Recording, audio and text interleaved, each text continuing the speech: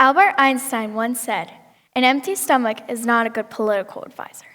So imagine all those people out there with empty stomachs and all those unnecessary deaths because of being so poor you can't even afford to buy duct tape to duct tape the soles of your shoes on.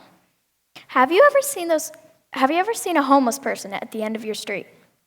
It practically breaks my heart every time I see someone like that. What would you do if you were that poor? You'd be part of the worldwide problem called poverty. So, what exactly does poverty mean? Well, poverty is the state of being extremely poor. Almost 15 million children, 21% of the world's children, suffer from poverty. Why is this a problem?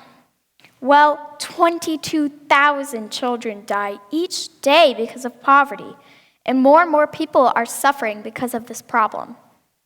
Here's a real-life scenario. You make $6 per hour working in the fields. You have to pay bills, provide for your family, buy your son new shoes, and pay for medicine, and pay the bus fare because it's 1 mile to your work. How would you pay for all of that with only $6 per hour? In my opinion, this is a very serious problem.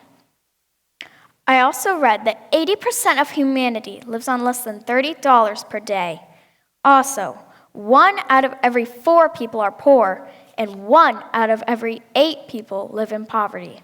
There are more than 7 billion people on Earth, so think of how many are in poverty. Some symptoms of poverty on children is that they start to develop emotional, social, behavioral, mental, and learning problems and become depressed. I think poverty should be ended immediately. Moving right along, what are some solutions to this ever-growing problem? There are a lot of ways to solve this problem. We could close tax loopholes, decrease US's budget, create jobs for the poor, lower housing rates, and most important, donating. Some things people are doing to fix this problem is donating more. Lots of people have started to donate more. I know my family donates to Salvation Army clothes, furniture, and games every year. We even participate in the Christmas Shoebox program, which donates toys to kids in poverty. If you would like to help, you can join in on these programs.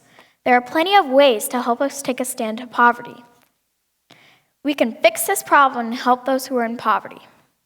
Think of that homeless person if you ever saw one. Now think of what you can do to help him or her. Together, we can make a stand to poverty and create a better world for all of us.